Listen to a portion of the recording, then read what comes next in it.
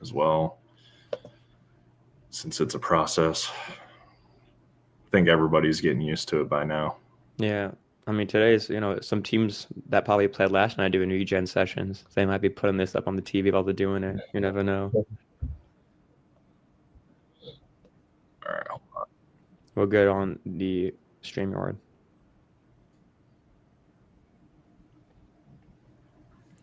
All right. Hold on. I'm like, wait, why is my audio all messed up? It's because I have the link open from the YouTube on another tab. So it's just to catch everybody up. Welcome to College Soccer Match Day. I'm Mark Elkenberg. As always, Dylan Lane, and then we brought in the former Virginia Tech captain, Willie Cardona. He'll be joining us today on the day after or morning after of the Commonwealth Clash, and we'll get into that. But tried to do a relatively short episode this morning. It's the weekend where we got some stuff to do. My technology is limited today because I'm traveling. But anyway, thanks for bearing with us. I think we'll start off with introductions. I've kind of already said Willie played last year with Virginia Tech, 3-year career with Virginia Tech, and we'll get further into the resume after our game coverages. But Dylan also knows Willie. No, yes, I do. So my 2021, Winthrop came to Furman to play, and Willie was like the starting CDM in that time, and they beat us 3-1 actually. And one of his teammates, and this is when Willie was a freshman, one of his teammates, Larson, who now plays for, I think, the Riverhounds, scored a hat trick against us. And that team was, I'll say surprisingly, because, you never know what you're going to get with Winthrop, but they had a very good freshman class. And Willie, I can say now, because it's like 4 years, like he dominated the midfield and Larson dominated our back line. But yeah, so one play that stuck out, I remember like second half, we were really pushing for a goal and like Willie just stuck me in a 50-50. And it was like, I was like, oh, wow, okay. Like, who was this kid? But yeah, so, we didn't know each other, but of course, in the soccer world, you play someone and then 5 years later you meet them, so this is pretty cool. But yeah, good team that he played for. And then he, of course, moved on to Virginia Tech to see his transformation to becoming kind of a, inverted right back, CDM for Virginia Tech. And, very rarely do you see someone transferring from a smaller school to a ACC school and to make the impact he made. But on top of that, earn the respect from the coaches and players to become captain. So, yeah, it's a cool experience. And I think it's a cool story that people should know because it doesn't happen often, Yeah. Willie, any opening remarks for us? Yeah. No, I definitely remember, Winthrop playing Dylan. With Winthrop, like you said, you never really know what you're going to get, especially with, the Big South Conference. I think it has been growing a little bit more. Like, teams have definitely been showing up. I mean, this year, Gardner-Webb upsetted West Virginia. UNC Asheville has definitely made a little come up as well. But yeah, no, I mean, definitely, starting off at Winthrop was big for me. I feel like I earned, respect through the team, through the coaches playing, a lot of minutes.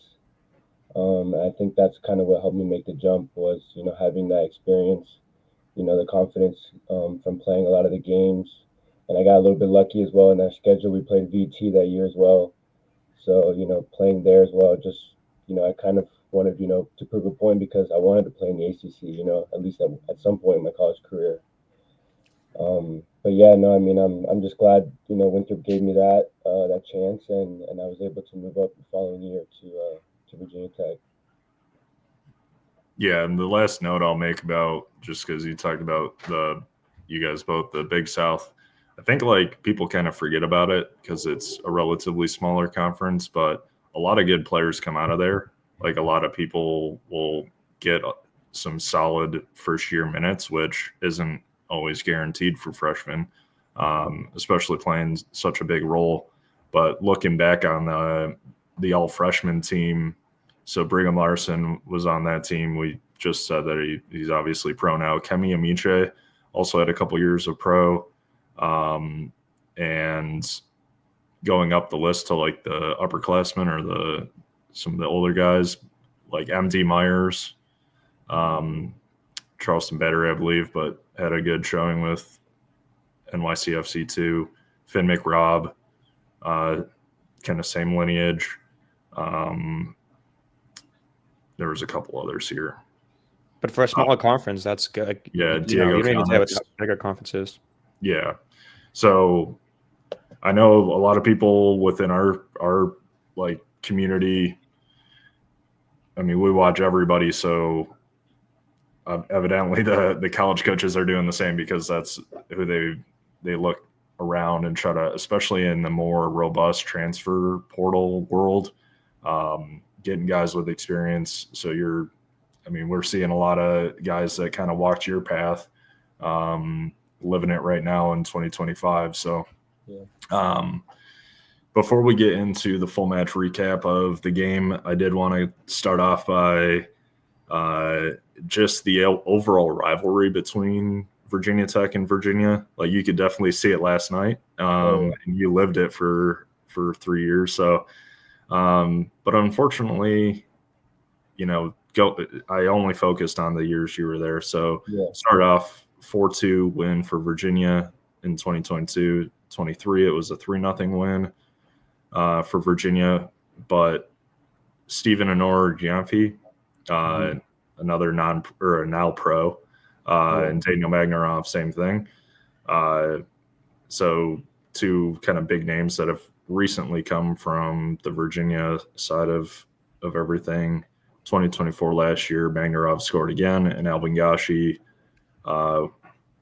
led the 2-1 win. So this time around, 2-2. Yeah. And again, we'll get into it. It could have went either way. But yeah, I mean, with the history of Virginia's success, like the national championships back with Bruce Arena, like maybe on the outside perspective, Virginia Tech might be looked at as kind of a little brother. But like, how do you guys see it? Because it's evident, like, especially these past 2 years, you spent some time ranked last year. This year, you're in the top 10. So, like, how do you guys view this matchup, like, before the games? Yeah. I mean, obviously you never want to acknowledge like we're the little brother. I feel like, just our mentality, and it's a rivalry, it's a big game that you're always pumped up to play in because it's going to be, a scrappy game, or, it's just going to be very, very intense, just because of the nature of, rivalries. But I would say that, going into these games, like we were always looking to prove a point, like we wanted to show that we were obviously the best, team in Virginia. But in terms of, their success, we always knew that we had something, that we had good players, we had the talent, we just, had to execute. And I feel like that showed yesterday in their game, like both teams had chances, all around the game, and it was kind of just who was gonna finish the game for the team. But in terms of the rivalry thing, I think it's always exciting to play those games and to prove a point, especially with the Common Clash role. Yeah, and it's a thing we've like kind of been waiting on. Dylan and I, around these conferences, so every team starts off with a decent 4 or 5 game stretch of non-conference games. So I do want to get your opinion, since we're going to briefly cover some of the other first ACC games. But when the switch is flipped from non-conference early games to that first ACC game, and it just so happened to be the big rivalry game. Yeah.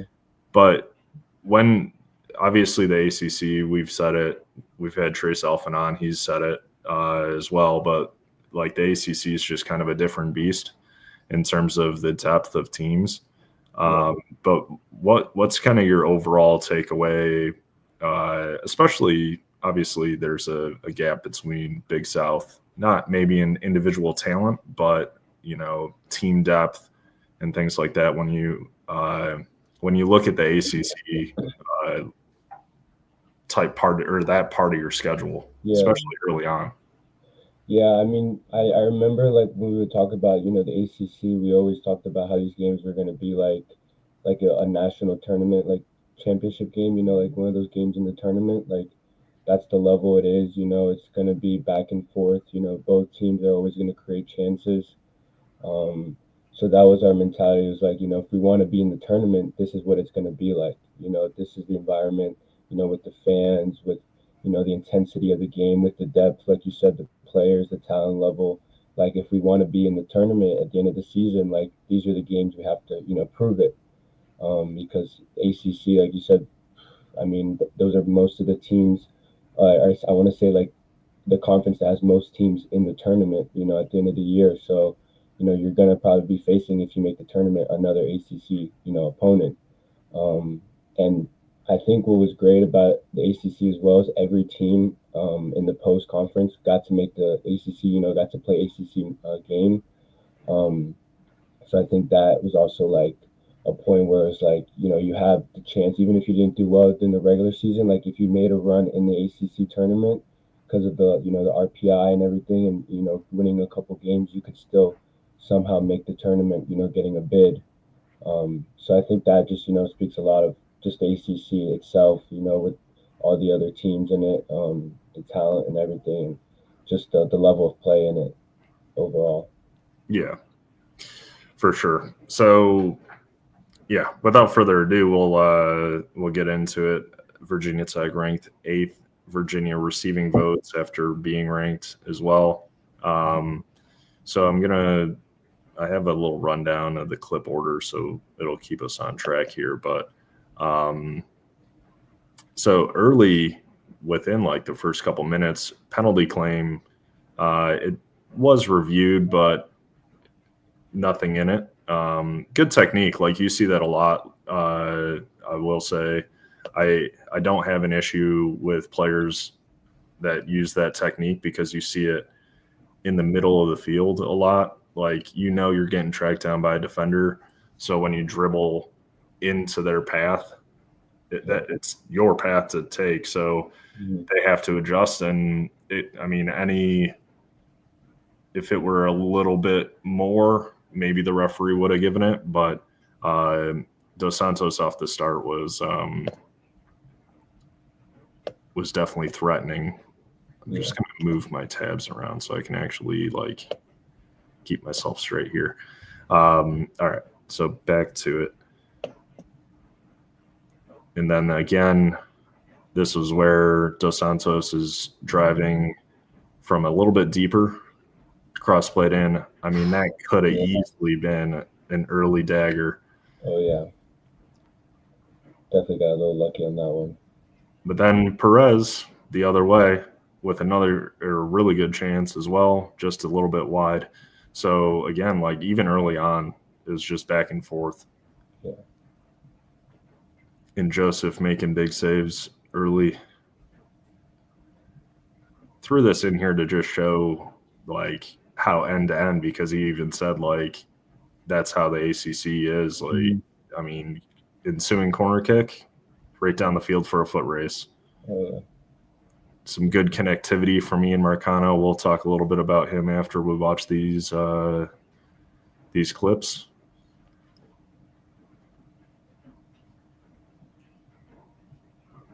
And Noah Uemana taking over your spot at right back. Yeah. A little bit different of a situation, but yeah. No, I love to see it. I mean, he got the armband as well. I think he deserves it. He was definitely a big leader, even for us last year, with not just, him playing, showing it on the field, but outside of the field, for being a young sophomore last year, he was a leader already. So, I mean, I agree with the decision of making him captain as well. Yeah, and I mean, he came in, I think, earlier part of this year. I think he had a national team call up. Yeah. And, I mean, he's always had the pace, even as a winger last year. And And again, like that's where it's different. Like you're a natural defensive center midfielder making the transition to right back. So it's cool to see, like, and a lot of these guys, like in your shoes, and a lot of the guys currently playing in college, and like we've talked about it, you can't always just be stuck on your one position because these pro teams will see you in kind of different lights because, again, they're looking at attributes and you might be repurposed based on, what they think that they can do with you maybe long term. So having the open-minded view on, like, I'll play anywhere, I just want to play and I want a game and stuff like that. I brought it back a little bit just to show the first goal for Virginia here. I thought it was a nice one for them to start. Yeah. Because Virginia Tech, you guys protect the goal mouth pretty well, so it leaves you a little narrow, but good combination on the left with some space. But Umberto Pella opens the scoring. And then not soon after, this is a long sequence, but started with a long throw, a lot of bodies behind the ball, bringing them out through the defensive possession, and then hit them again with a long ball, cleared again,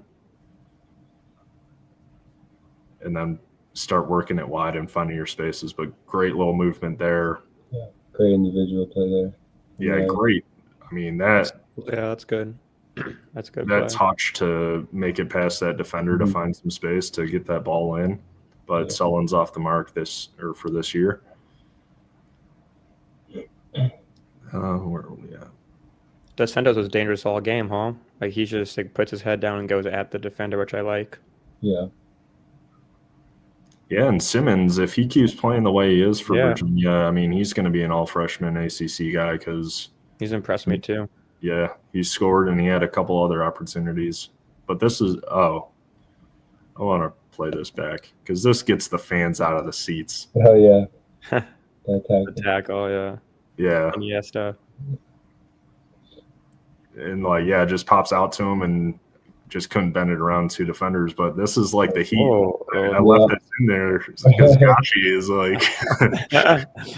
was he complaining about the tackle, you think? He thought I was studs up or what? Well, I looked back at it and I'm like, where was Gashi this whole time? Because I'm trying to figure out was it? It wasn't even on Gashi, or if it was he's sticking up for his teammate. I didn't really know what it was or if something happened earlier in the game. But I like how Americano went back down though. Then his squad came to help him out. It's cool. Yeah. Because we saw that last game against Marshall. Oh my gosh, yeah. That fire in the competition. They were going at it. Oh, yeah. I like to see a little bit of competitive nature out of these guys, as long as it's not dirty and inexcusable, because that just shows another lack of discipline and all that. Yeah, exactly. But especially for this type of game. I mean, ACC, you guys don't like each other, but you respect each other somewhat. It's gonna happen. So you gotta let the boys play. Yeah, and I think the referee did a pretty good job of letting these guys play. Yeah, I think the ref did a good job this game. Nice ball by Beauvois to AJ Smith, just wide. Then one thing I like about this game too is how they both didn't want to sit back and they both wanted to win and put early pressure, which allowed for the open game. Yeah. Especially that's what you want to see because they're both talented teams. So I would rather want it like this than one team sitting in. And that's a good goal. Yeah. Yeah, so Colin Boutil, even before the assist on this corner kick, maybe I can bring it back just a tad. So he's a newcomer to the team, and yeah, it's right here. And we've seen it, so right after this clip. So we've seen it with a few different players like Enzo Davolo, that winger that will find the interior. So he makes that little move past the Pella, lays it off for Marcano, drive, distribute, a lot of bodies in the box, wins the corner. And again, on that ensuing corner, Boutil rises, puts it right in the mix, and Amir Airley New man as well. Looks to Questionable knee slide. Yeah, I like second half. DeSantos. He's a good player. Yeah. I mean, we'll talk a little bit about like the recruiting from Brizendine, Yeah. because the reload had to sustain the type of progress you guys made last year. But again, we'll get through these real quick, and we can talk a little bit more about the team and stuff like that. Little pop up for Joseph.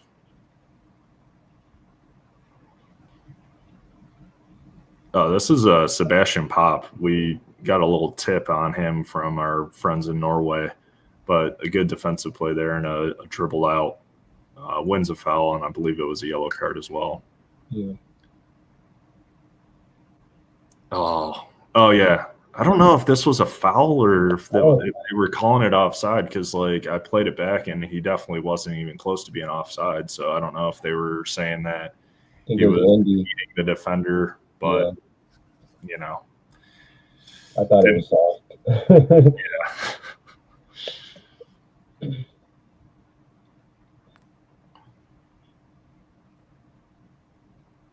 And this is Uemana.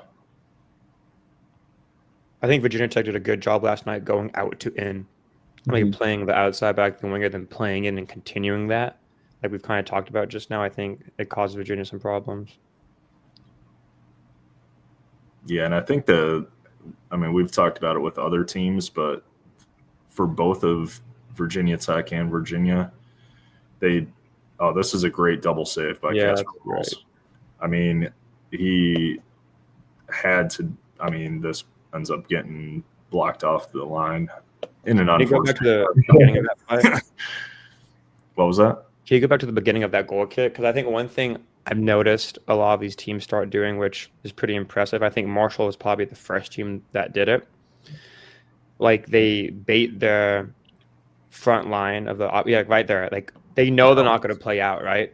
And then you have basically like maybe the 9 dropping in, the 10 to make kind of that box in midfield. And both wingers, this is what I think is happening. They know their job is to make an inverted run and just chase the ball. I think we've seen Marshall do it a lot last year, like even against Ohio State when they scored that goal in the semifinal. But if you have pacey wingers who are like quick off the first step, this is a really good player, I feel like. Yeah, so I'll play it again here. Like right there, then boom. And I do like the driven, like outward ball. It's not looping too much. It allows your guys to be meeting it with pace rather than letting, like when it's too lofted and high, a lot of the defense can just start kind of repositioning and finding their marks. But when it's more driven and long, you can get some of these good opportunities. Because, I mean, at this point, that was 2 passes and then they have 2 shots. Yeah, and you're in a situation where Virginia Tech there's 4 bodies in frame, and I know that there's a Virginia guy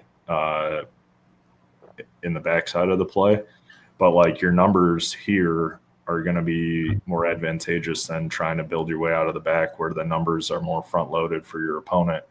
And we see it with Clemson all the time, and we'll talk about it because one of the goals that Pitt conceded was, again, the same carbon copy of that forward press that's primarily just focusing on organization, not aggressive, run around with their heads cut off, but they trap you in to these mismatches in numbers.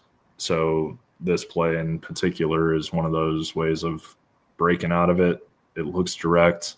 I know a lot of teams don't want to try to play that way because it's not modern enough, but this is showing the effect. And I mean, the way Casper Malls had to come up big here, because it could have been dangerous. Yeah. Then I believe right after, like that's a nifty little move to win the ball off and get pressing forward. But he was called upon, 15 minutes later to make another set of double saves. Again, ball through the channel. Right, good fight there. Save. Another big save. Like it could have been.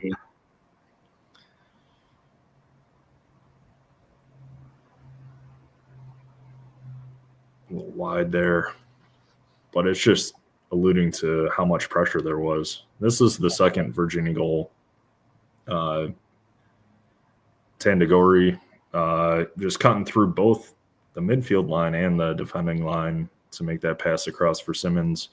I mean, somebody's got to stop him along the way. But and I love this little breakouts plays because he did it a few times this game. But Marcano, they call an advantage here, but with a 1v4, Yeah, I mean, yeah, it results in a shot, but at that point in the game, I'd assume you'd want the big bodies forward and try a set piece rather than a 1v4 long distance shot. So, but even to the end, you know, they were getting balls forward, winning them, second ball through. Yeah, I mean, it was a heck of a game. And that's what you get with the ACC, and especially those big matchups, because like Duke played Georgetown, like seeing the big programs face off, even with draws, which aren't sexy to the non-soccer people out there, but you get a lot of good moments out of those big time matchups. Yeah. So we talked about the progress that Virginia Tech is making and what Brizendine and his staff are looking to build. And your first couple years with Virginia Tech were, and again, it's a tough conference, a little rocky, but you could see that things were building progressively. And again, last year having a good run in the early stages. And now again, but like some of the guys that you played with at Virginia Tech that are obviously still there. I mean, we've talked about Ian Marcano before, but you know, what are your thoughts of him as a player and a teammate, and you know what you think he's added to the team on and off the field? Yeah, I know, you know, last year he was a freshman, you know, I didn't expect him to come in and just make an impact immediately. I remember, I mean, he came into that Kentucky game, scored a beautiful goal to tie it up for us. And since then, you know, I think that goal gave him a lot of confidence, and he immediately, you know, just came in and you know, made the team, you know, step up. And I think as a player, you know, I think he's very, very talented. He's good with both feet. Like I said, he scored a beautiful goal with his left foot. He scored already against Marshall. And I think he's been giving a little bit more of a free role, I want to say. In the midfield, he gets inside, he shows on the outside. Yeah, it's dropping deep and like 6, 8, 10. It's like the Cooper Flax stuff that we see like at any time throughout the course of a game, like the role changes to what the team needs at any given time, which is a good skill set to have. Yeah. I mean, I think yeah, he's one of those players like in the midfield that, you know, you don't really want to have him come out of the game because he keeps the tempo high and he works really hard off the ball as well. And I think he's definitely going to be a player to watch, not just this year, but the following years, as I think the team continues to progress. Because, like you said, like my first year there, since then, you know, we've constantly progressed every single year, and I think they're looking to, you know, be even better this year. And I really hope that, you know, they make the tournament this year, and all of the guys get more opportunities through that. But yeah, I think, you know, he's going to come into a leadership role as well. I know last year he also was a freshman that was, you know, not afraid to speak his mind, and you know, he had the respect from all of us as well because of what, you know, he had done on the pitch already. And so I think he's just going to continue to develop in that way as a leader as well. Yeah, I think I mean, he was one of the remaining guys in the midfield this year because Hensley graduated. We don't have like an update on Matthias Jonas. Yeah, I know he was out injured or something, but yeah, he was injured over the summer. I think he got surgery, and he's still trying to build his way back up. Yeah, because he was a heck of a player. We always liked seeing him as the DM and you out on the right, like kind of almost creating a double pivot at times in the attacking half. But yeah, looking into the season, we were like, man, he's a good player. He was my CDM for my draft team that I did. Yeah, I don't know if you saw that episode, but in the ACC preview, Dylan and I we had rules. One player allowed from each team. You couldn't duplicate, so it was a tricky exercise. But it was fun. At the end of the pod, we can pull it up and have him vote which team he likes better. Yeah, that'd be cool. Yeah, see what happens. Yeah, so Alex Perez started off hot this year. Coming into this game, he had 2 goals and assists in the first 3 games. Had a great chance early on, as we saw. And he's a Philadelphia Union Academy guy, Generation Adidas Cup 2023. That was kind of a famous thing. I think it was all over social media. I think it was like that one where one of the Brazilian teams was all mad about losing or whatever, and like some of those videos were a little bit viral in our space. But what do you think of him up front? Yeah, no, I think he's also coming to a bit more of confidence. I think he's always been a super player. I mean, his left foot is quality. I mean, remember last year he scored a beautiful free kick already, like he did this year. That was against Syracuse. So I think he's got really good set piece balls. But I think he's really like I said, grown into confidence. The whole team I think has just been gelling well together so far, and I think he's going to continue to contribute to whether it is a goal or assist on the line. Especially, I think he likes to cut in a lot with his left foot. So even if it's a shot or a service in the box, like I think he's really going to continue to hurt teams. Yeah, and we talk about that as well. Like I say it all the time, but anyway, I mean, in the modern game with how athletic the wingbacks are, like I mean, we see it with several teams out there having the right wing or left wing that are more serving as left and right forwards because they're more tied to the center forward, because you get some natural width from, especially with the guy with pace, like Uemana. So that ability to have a strong left foot in the interior on the right has shown a good advantage for him in the early stages of this season. But yeah, we talked a little bit about Uemana, but stepping into the role you left, maybe more about like how he is like personally, I guess, or what type of team guy is he? Yeah, no, like I said before, I mean, really someone that like we respected a lot. A guy that had come with a lot of experience, playing for the Union, playing for the MLS Next team. He had already been to a couple of camps with Rwanda. And I mean, from his first, freshman year, he was a standout for us. But I think, he has all the attributes to continue to impact the games. Like he's already had an assist. That was a great assist for Marshall. And I think, with his pace, like I said, with Perez on the right, like him cutting inside leaves Noe a lot of space out on the wing for him to attack and go one-on-one down the wings. But, I think it was great for him to receive the captain band because I think he was a leader even before, he got the band. And I think he's going to continue with Sam as well to lead the team. And I really hope that, they continue to get going with this early games and hopefully, make a run in the tournament at the end of the season. Yeah. Yeah. Anybody else on the team that you played with that you want to give like a little bit of shout out to?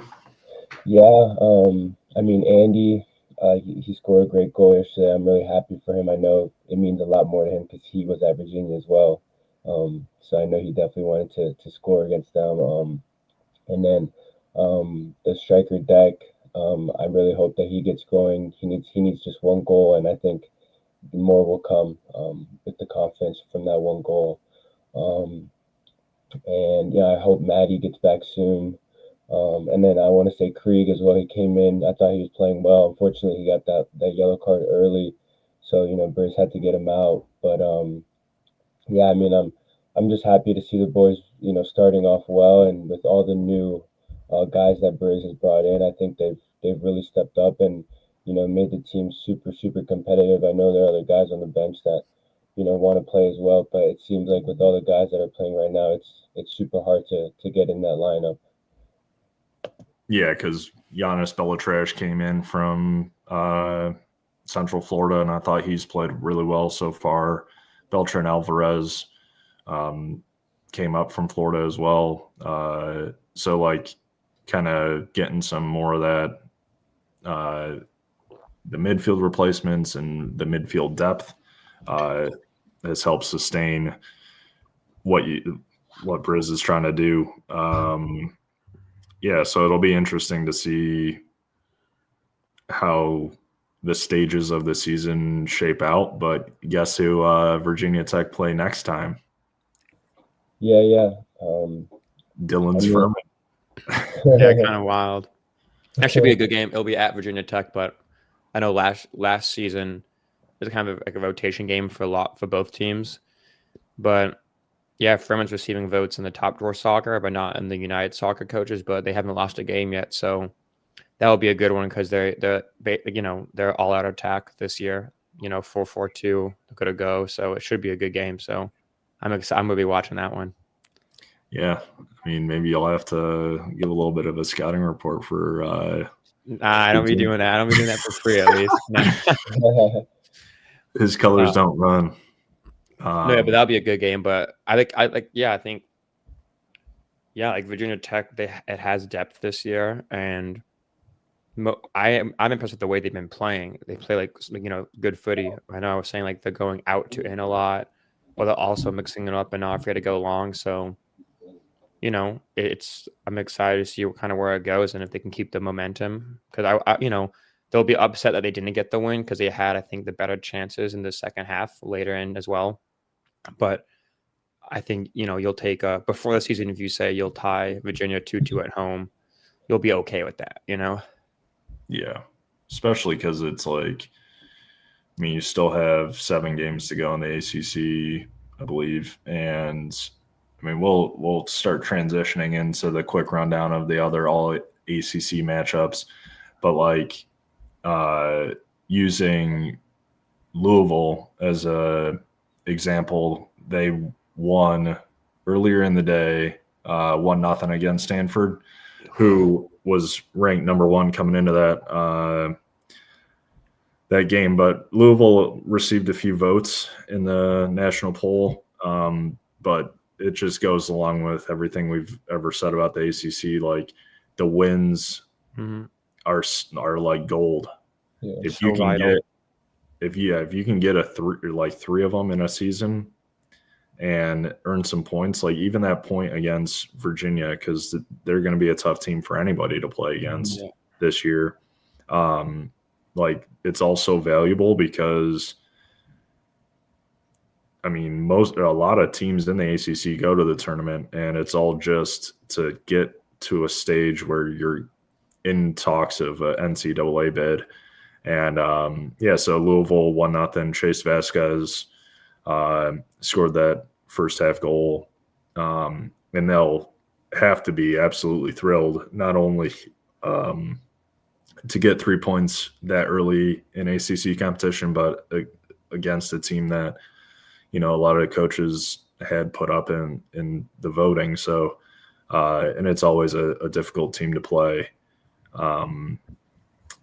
So, yeah, I mean, going from that, another low-scoring one, North Carolina and NC State faced off, ended in a stalemate, 0-0. you watched the game, Dylan. Yeah, it was first off, the stadium atmosphere was amazing. It was about Yeah, 5,000 plus fans. They had mini Vuvuzelanite or all something. that. So it was. I had to listen to it, the volume low, so I didn't annoy people. But no, I think it was a chaotic game, to be just honest. I think the occasion that it got to both teams in regards to like the atmosphere, it sounded like a European game. It was so loud. So I couldn't even imagine trying to like coach and talk to your teammates. You know, you've probably been in that, Willie, against like Virginia in those big games. But I mean, it was just back and forth. They're both very vertical and direct as is. So it was a lot of like in behind trying to win second balls. I would say Philip had some of the better chances. He hit the bar about once or twice. But with that being said, UNC still had some dangerous opportunities on the counter. But there wasn't anything too tactical to talk about. You know, UNC played their 3-5-2. State did their 4-4-2 diamond. I will say UNC's back three was very solid. I think there was a couple times where Philip was one-on-one running onto a through ball that he couldn't get through because the back three were just on point and athletic. So I think if it was against another team that wasn't as athletic, I think Philip could have gone 1 or 2 goals. But yeah, I think it was just second half especially. It was just like, it wasn't a bloodbath, but it was just like tackles and then the stoppage of play, then a long ball, then a long throw. Wasn't a team didn't put the foot on the ball and had, you know, just have composure. You know what I mean? But you know, it's you know, it's the first time in like years that NC State is ranked over UNC. UNC is going to their place, so I do get that the occasion is big. You know? Yeah. Yeah, and I mean, the next game was 2 top 10 teams, Clemson versus Pitt. So Willie has had a halfway decent experience with Clemson last year. They drew him 2-2 later in the season. So I know you didn't watch it because we were busy watching Virginia and Virginia Tech. But I do have the goals of that game. It ended in a 3-2 win for Clemson. So you'll see a lot of the same guys that you saw last year. Yeah. And maybe I guess your early impression of well, actually, I'll get into it. But first goal comes basically first 5 minutes. Arnaud Villamajana, again with his head. That's his 3rd corner kick goal of the season. Dangerous. So we might have to start adding in aerial threat from corner kicks to his attribute list. But I'll pause it here because I do want to say, and this is what kind of tying it to the Virginia Tech game, and we've seen it with the South Carolina game. UAB had its own problems with Clemson, but when I get teams want to play out of the back sometimes, but at some point you're going to have to start talking about alternatives because the goal comes from this high press, and you just see the numbers advantage here. And this is what they do. They'll get you onto a side. They'll fill in the middle and have one of the center midfielders move up, and then that winger. So they lock you into a 4v3 disadvantage. And again, it's not like chaotic or aggressive. It's just well organized, and once they find their opportunity to really start closing you down, they just create problems. And then you see Ransford sitting there completely unmarked because the center back's trying to help bail out and provide a number for a clearance here. And I believe he does like get a foot on it, but it just kind of takes an unfortunate ricochet right into the path of Guion. So that's like, and he's the type of player that if you give him that chance, he's going to take it and capitalize on it most times. So again, great ball. Yeah, through the gap. And we've seen that as well with like the through balls. And I get that goalkeepers around the world will obviously have to make a decision on, am I coming out to try to like beat them in a foot race to this ball to clear it? We've also seen goalkeepers that just kind of stand their ground, come out and make them either try to play it, take an early shot, or try to play it around you. In some cases, like you might want to just stand your ground there, especially against a guy who can make up ground like that. And the way like Pittsburgh plays, like they play very Barca-esque, where like they have a high line, and each time, and Willie can talk about this, like each time like your team plays back as the side, they're not afraid to step up. But against a team like Clemson and how pacey, they have to take in consideration that one ball can beat them. I think that's exactly what happened, you know? Yeah. This is a really good one from Grayson Carter. I like the build up here. Interior. He impressed me as a freshman. Yeah. He impacted the game. I mean, Pittsburgh, I watched a lot of the first half, some of the second half. They played through Clemson's press comfortably for the most part. Then again, they conceded because they tried to play out, and it was an unlucky deflection. But I mean, here, yeah, you just see the individual brilliance of the smart play to touch it back into space away from defenders and then play that type of ball to Richmond. Yeah. That was the eventual winner for that game. Some of the other ACC games out there that were playing non-conference opponents, Duke tied Georgetown 2-2, Kenny Hott goals in back-to-back games now. Yeah. Leonardo D'Ambrosio, and the Blue Devils did have to come back from 2-0 down. And since I didn't get a chance to watch it back, I mean, if NCAA's website's right, they did it within a minute. I watched the last 10. Yeah, it was you blink and they scored again, which was yeah, they were applying a lot of pressure. And then Syracuse dropped to Duquesne, and we'll have to cover a Duquesne game at some point because I want to remember that they brought in quite a few guys from notable programs that are finally getting their shot to show what they're all about, and they did it against one of the ACC teams. So Wake Forest 4-0 over Lipscomb. Subachan, Tate Lorenz, Passadumar, and Nico Rabiu with the goals on that end. But we'll shift gears now because we could probably get this done in 15 minutes. But for you personally, Willie, I think we've talked about it because, I've been a fan of your game for a while, and we've, since your college days, I feel like we've created a good friendship because we talk about games and stuff. And I see you at like Charlotte FC games and those types of things. But, and this is maybe the case for a lot of college guys out there. Like sometimes a lot of like pro staffs and, people that are trying to find the hidden gems of the college world, they don't know or maybe not have access to like a lot of the background that some of these players come in with. So, I mean, even in our conversations, like, and I want you to definitely talk about it more, but just even the stuff like how many people out there even knew that you played for Lanús's academy down in Argentina as a kid. Yeah. But like, take us back to the very beginning, like how you fell in love with the game, what you've done like throughout your childhood. Cause you were a little bit of a globetrotter there for a little while. Yeah. And especially for an American kid or who grew up in America. I mean, you're a Colombian passport holder. The background is so like interesting, but I want to give you an opportunity to share that for all the viewers out there.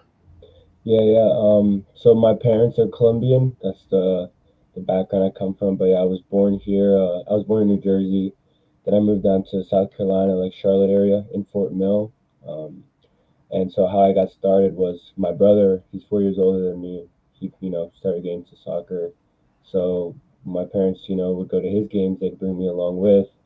And that's just kind of how I, started playing. Whenever he was playing, I was out kicking the ball as well with him. And I've always had a little competitiveness with my older brother. You know how it is. Yeah.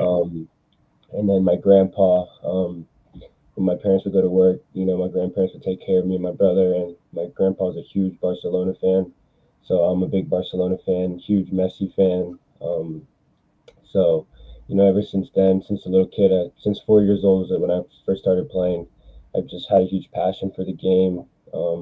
With my grandpa, watching soccer games with him, like not just Barcelona, we'd watch Colombia, league games and stuff. So I've always been really big into soccer, and I've always just been a big athlete as well. I played middle school basketball, played a little bit of baseball. Just been a big athlete myself. And yeah, so I started playing at CSA for a little bit in middle school, and then I had the opportunity to go to Argentina through an organization called Next Gen USA. It was in New York, and they actually took us to Banfield, which is Lanús's rivalry.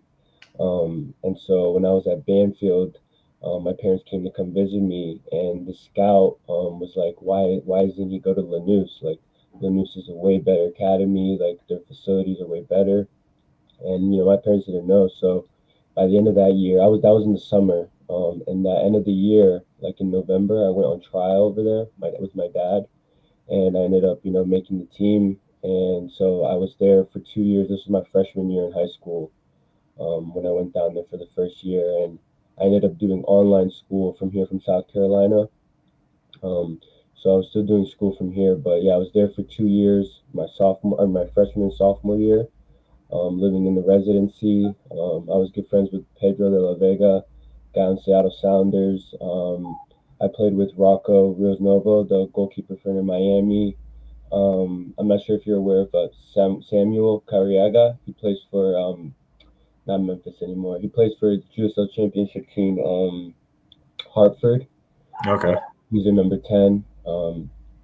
But yeah, I played with a bunch of guys who are pro. That whole age group, and I was lucky. It was like their best age group in the academy. All those guys were Argentina national team.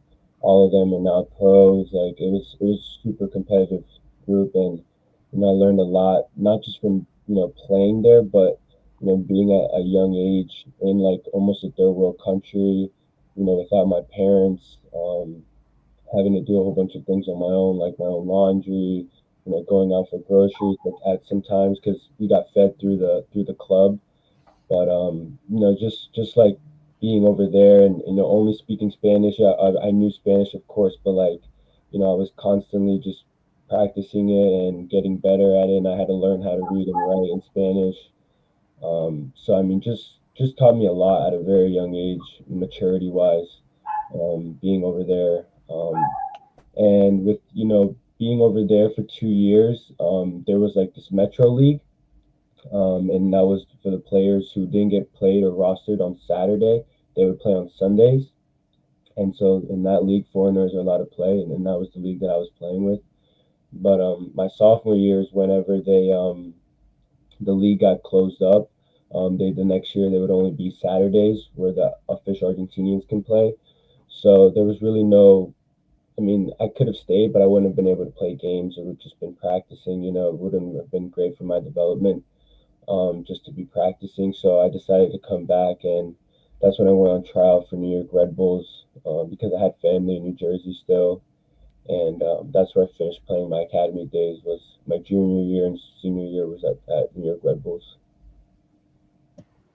Yeah, I think that's like a dream for a lot of maybe the next generation of guys, like to have those opportunities. Well, like obviously earn them, but like, I mean, we hear, some of the MLS Academy guys getting like maybe 2 week stints with some really like notable clubs in Europe and all that, but like to have 2 years in an environment at such a young age, I mean, we talk about your level of maturity and respectfulness and like everything that you have as your personality.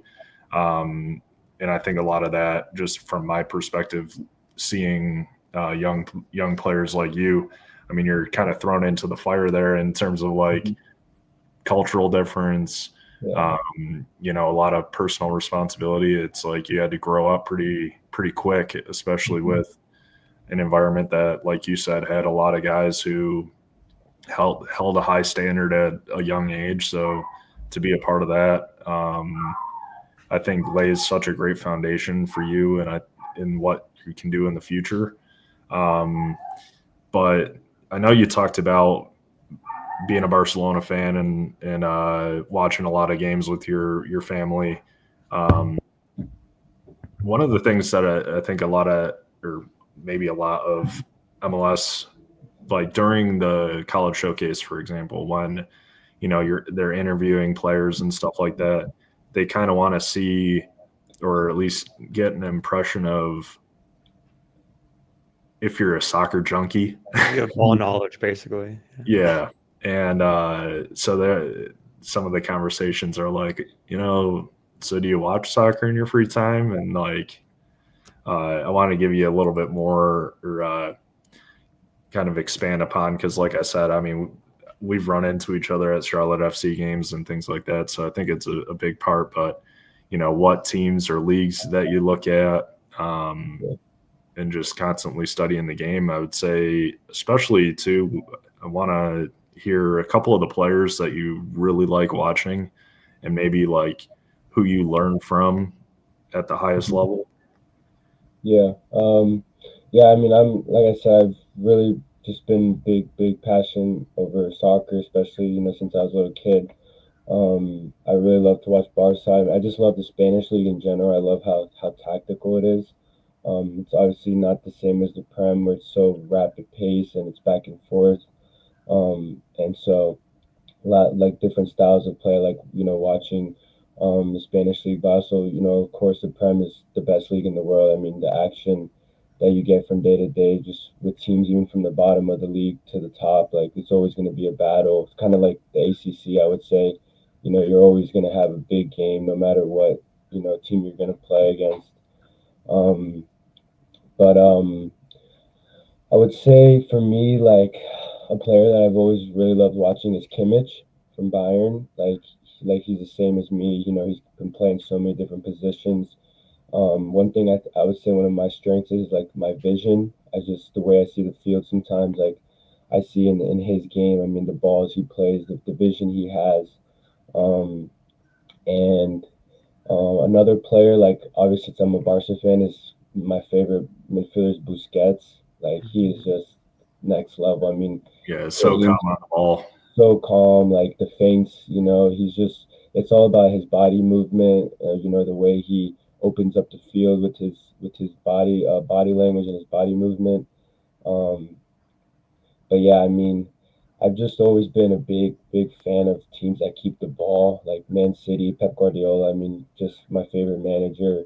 Because like for me, it's like if the other team doesn't have the ball, then how are they going to score? How are they going to get chances? If you keep the ball, if your team keeps the ball, they're enjoying it as well, and they're running with the ball. It sucks when you're having to sit back and you're having to press teams and you're having to constantly defend. Like that's tiring. But whenever you have the ball and you're moving with the ball, like you don't think about it. That's tiring. Like you have the ball, you have chances to go up and score. Or, just in general, keep the ball away from the other team. Yeah. So I mean, that's really like I feel like my strength is I've always had just good vision, good passing, like always willing to keep the ball, even if it's having to go back, but your team's still keeping the ball, and you have the momentum with the ball.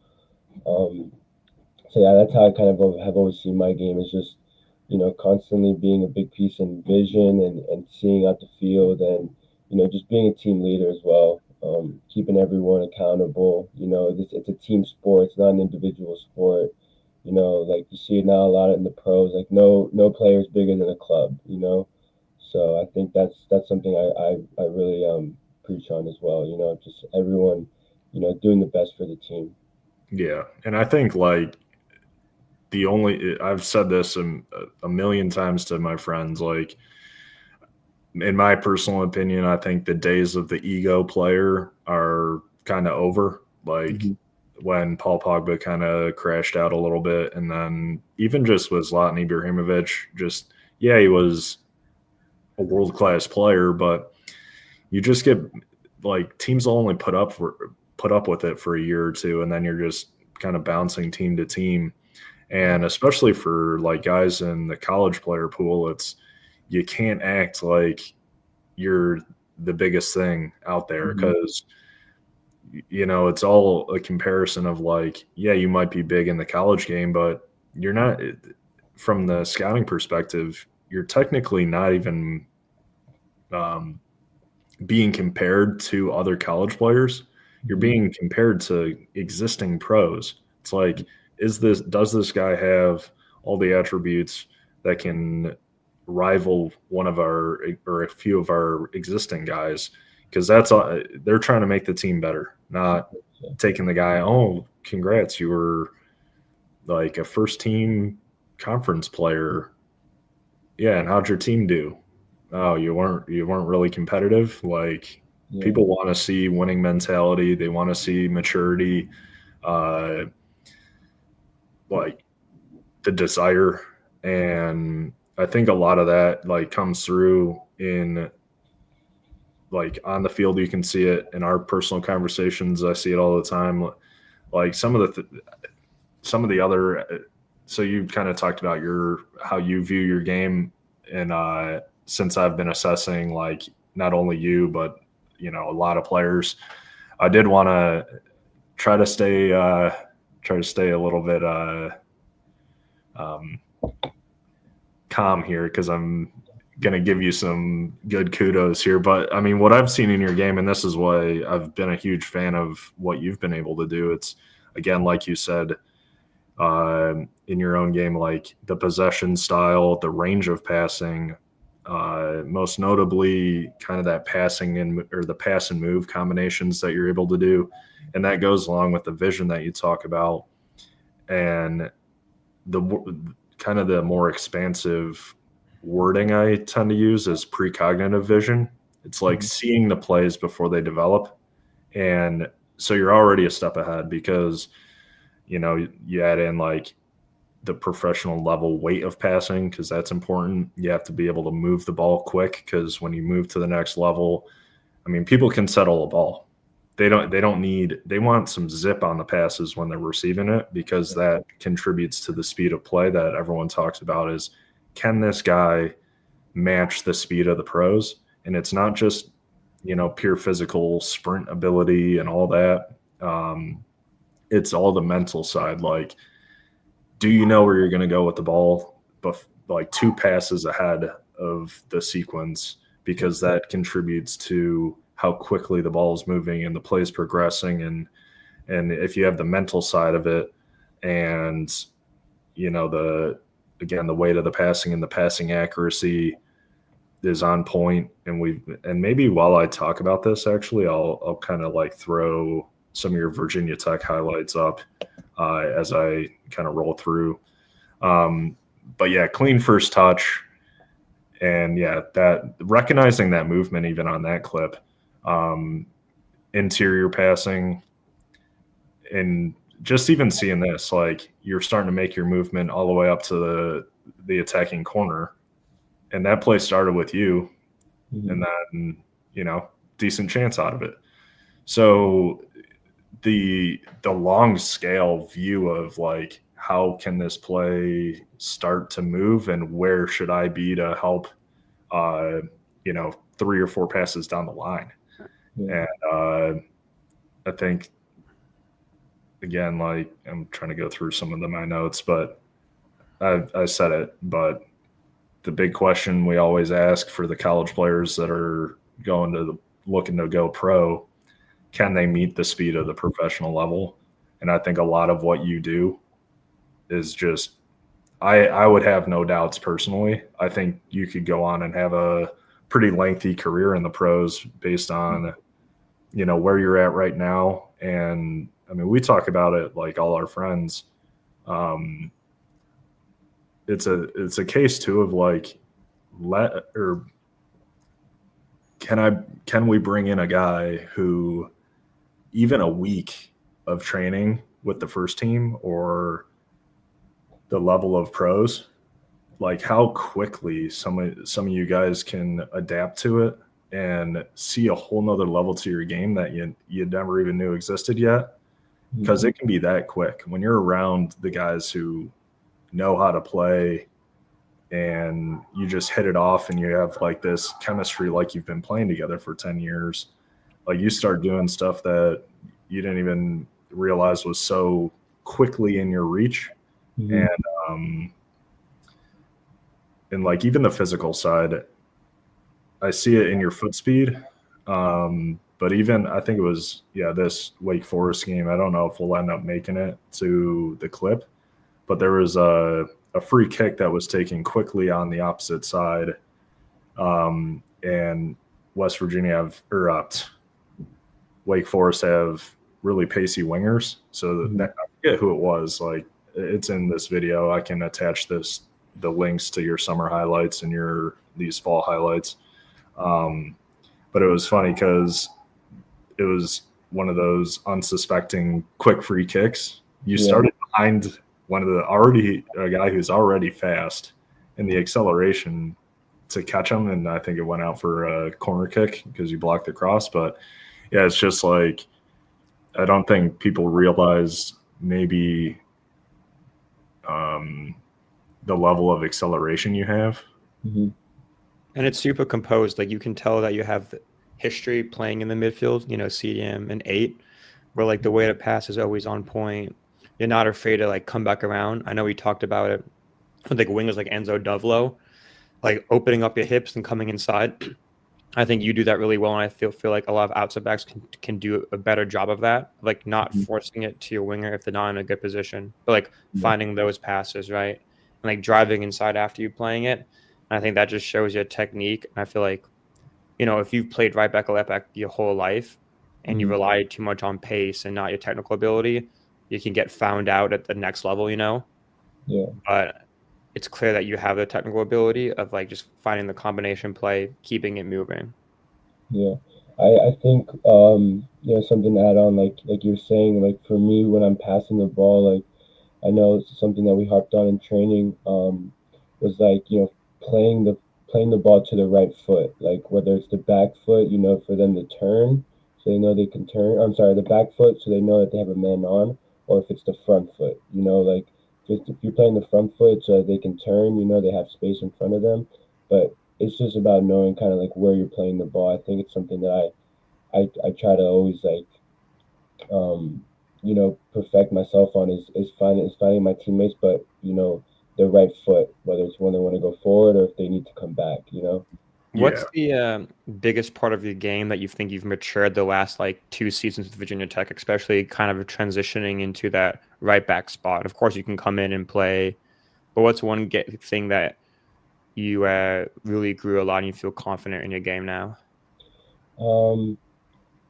Recently, I want to say like it's definitely been like finding my rhythm, like going forward. Like I'm very defensive minded, but I think something that I've worked a lot more on is getting into better positions going forward, and trying to create something in the attack. I feel like a lot of my game has been just mostly creating, and so like I've definitely wanted to get better on creating chances, but like more create chances inside the final third. Yeah, and I think like it's a hard thing to teach creativity, but I think that just kind of goes back into you've been a fan of the game for so long, you've seen a lot of creative teams do a lot of things, and you're able to see these patterns because you've watched it so much. And that's why we always say, I mean, if you're not a soccer fan and you're not watching games, like where are you kind of learning what the highest level guys do? And you get ideas and you try them in training, and then you see them in games, and it's some of the best plays that you've made. And just the variety of like the different runs, like interior overlapping, like you said, getting more forward and trying to make those final balls for your attacking front. Yeah. We talked a little bit about you touched on the type of systems that you're probably best at, like a possession based style and things. Or, but you played in a rather defensive kind of 5-3-2 over the summer as a center midfielder, or one of the midfield three.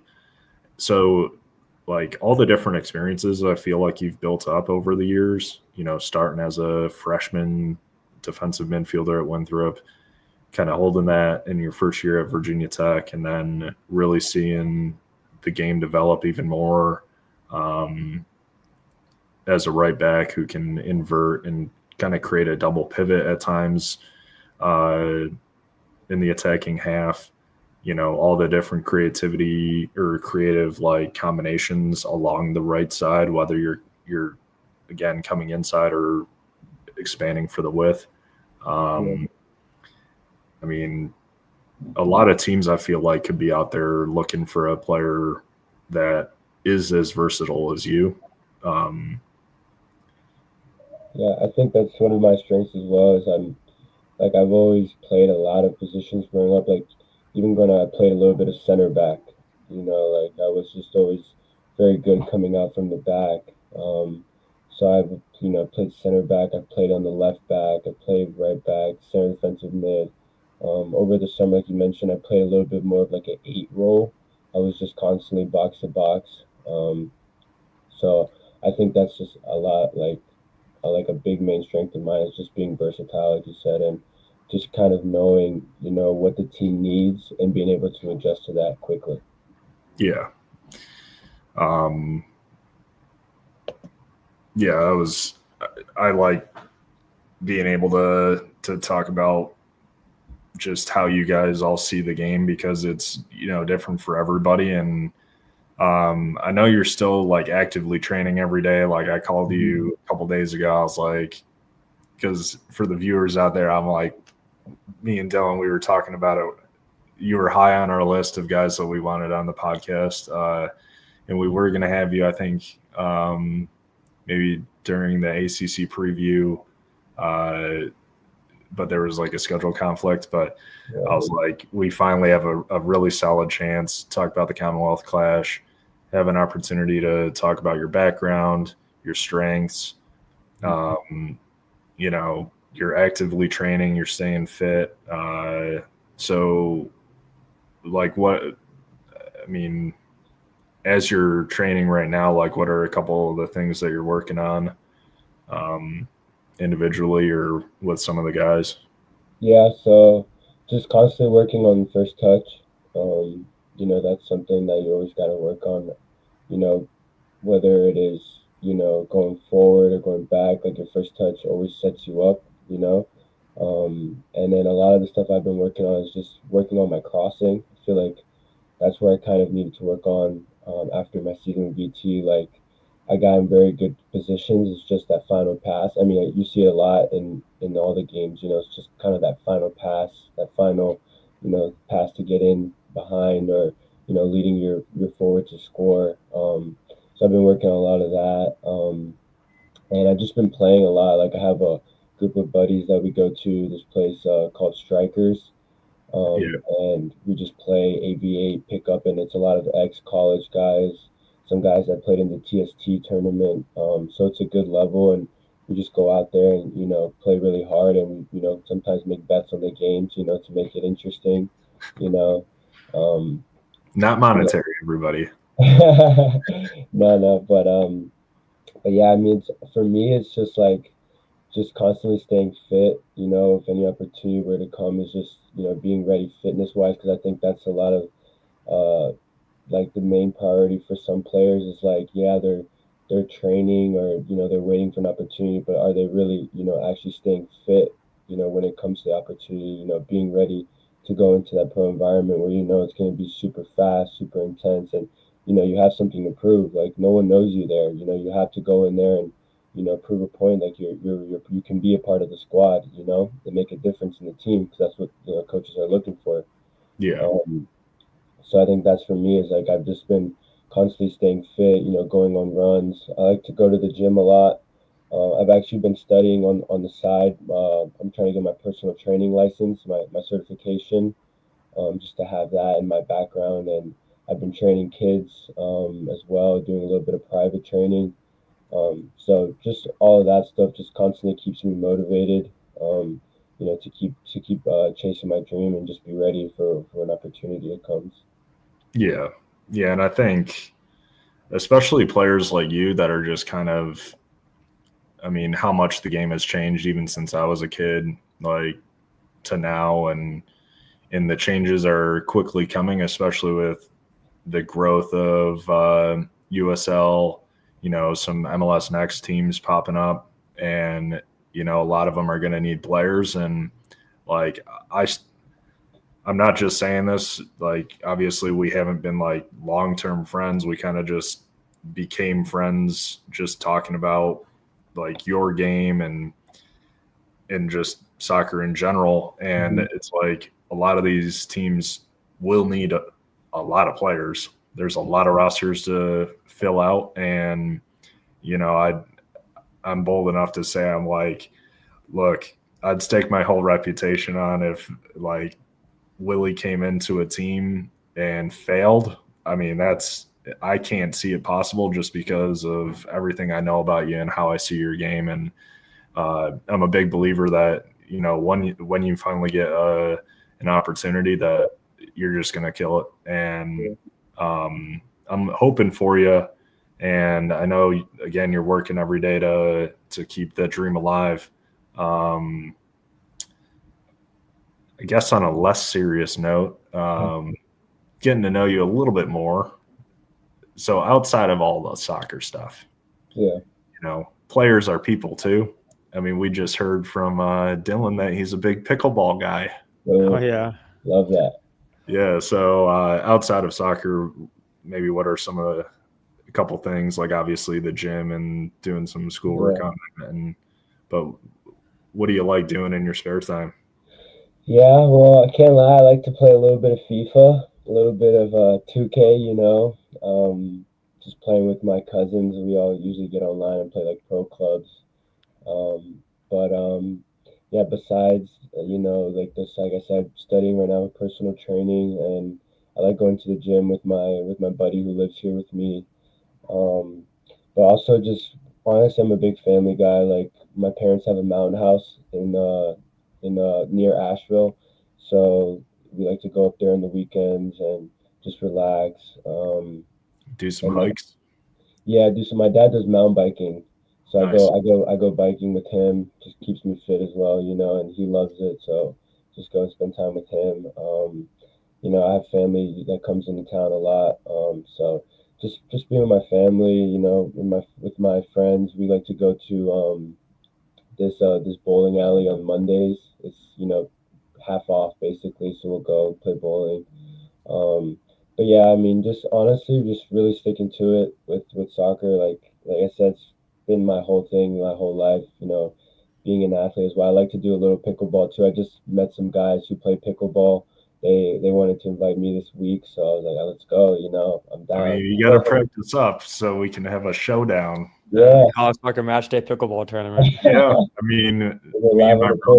brother. Well, what's funny, just on the pickleball note, like how big it's gotten over the past couple of years. Yeah, But like, so I graduated high school in 2008. So you can do the math there. But He's well, old. what's crazy is, so I grew up in a small farm town in Niagara County, New York, and obviously the winters are pretty long.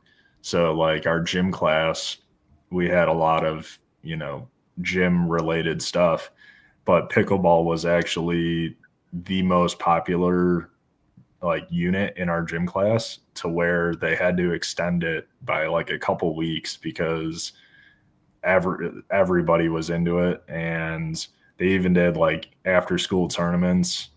So like the whole gym had like 6 courts, and it was pretty crazy. I think I could get back into it and maybe show you what the old man can do. Back in the day, yeah. Yeah. most Um, definitely.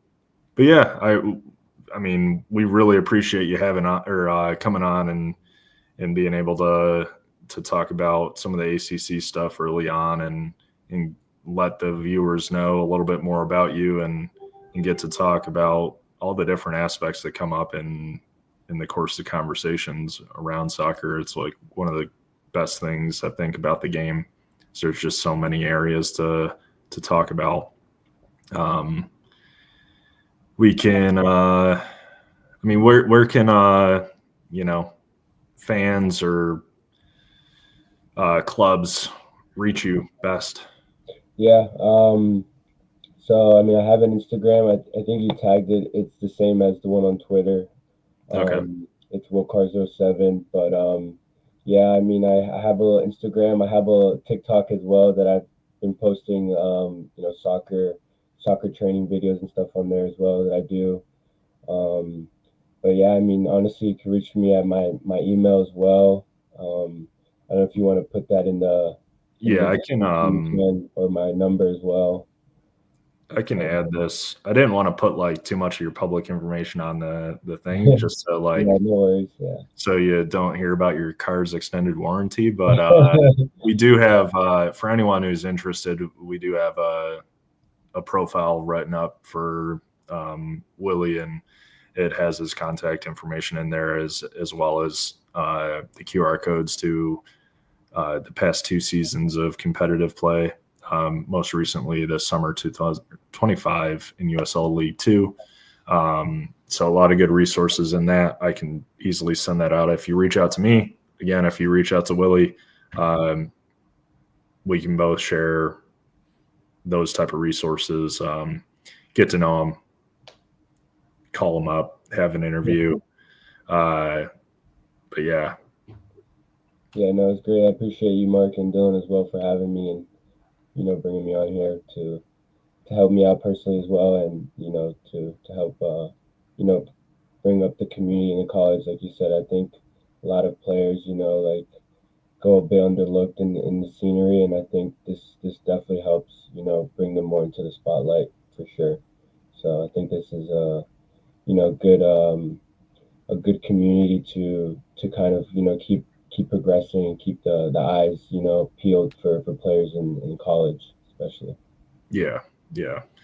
And my opinion has always been, even when I really started doing more public facing coverage, is you guys put in so much work and dedication all year round, even if the season is like short, like with the spring seasons and the summer,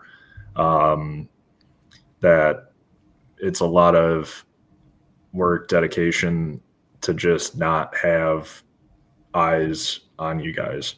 Yeah. So that was kind of my